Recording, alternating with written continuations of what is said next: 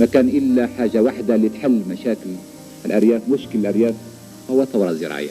تميز الرئيس السابق للجزائر هواري بومدين بشخصية صارمة، فقد كان صارماً مع نفسه ومع رفاقه وحتى مع أفراد عائلته، لدرجة أنه قد يظلمهم في بعض الأحيان بصرامته. ففي يوم من أيام حكم الرئيس بومدين للجزائر، قام عمه بزيارة مفاجئة له في قصر الرئاسة، فبينما هو بقصره الرئاسي تفاجأ باتصال من بوابة الحراس من أجل إخباره أن هناك زيارة عائلية له، فقالوا له إن عمك وشخص معه على الباب ويريدون رؤيتك، فأمر الرئيس الحراس بإدخالهما إلى مكتبه على الفور، وهو في ظنه أنها زيارة عادية له من أفراد عائلته.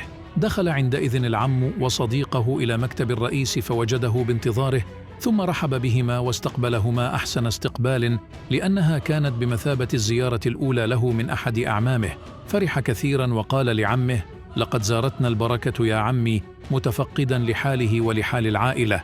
فرد عمه قائلا: بارك الله فيك يا ابن أخي، والكل يسأل عليك. بعد تفقد الأحوال ساد الصمت المكان بضعة دقائق، ثم نطق الرئيس بومدين من أجل معرفة سبب هذه الزيارة الذي قام بها عمه من دون علمه، حيث قال له: هل يمكنني مساعدتكم يا عمي في أمر ما؟ أنا رهن إشارتكم يا عمي. فرد عليه عمه قائلا: لقد جئتك أنا وصديقي راجيا منك مساعدتنا في عمل معين. لم يبخل الرئيس في مساعدة عمه، حيث قال له: خير إن شاء الله، سوف أساعدك يا عمي على قدر المستطاع.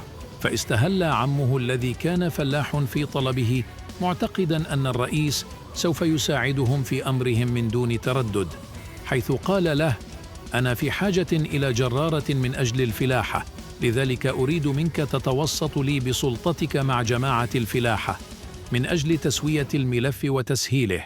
استفز الطلب الرئيس واشتعل الغضب في عينه، فكان رده على طلب عمه قاسي، حيث طلب منه مغادرة مكتبه، إذ رمقه بنظرة ثاقبة وقال له: هذه المرة الأولى والأخيرة التي تأتي فيها إلى المكتب وتطلب مني مساعدتك في مثل هذه الأمور. أنا رئيس من واجبي تسيير البلاد وتحقيق العدل فيها، فطلبك هذا فيه إخلال بمبادئ الرئيس. ثم ختم كلامه: عمي على راسي، ومرحبا بك في أي وقت، لكن لن أساعدك في طلبك، لذلك يجب عليك أن تذهب وتدفع ملفك وانتظر دورك مثل باقي الفلاحين.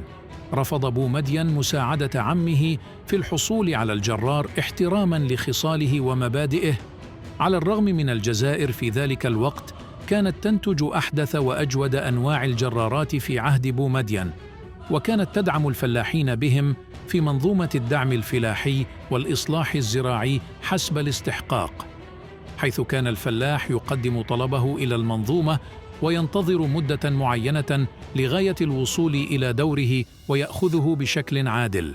لهذا السبب يقدسون الجزائريون الرئيس بومدين، فلا قانون يعلو فوق إرادة الشعب وحقه، إذ كان العمل والمراقبة والديمقراطية شعاره، والكل سواسية أمامه، ولا يوجد شيء اسمه البيروقراطية أو القرابة في زمنه وبلاده.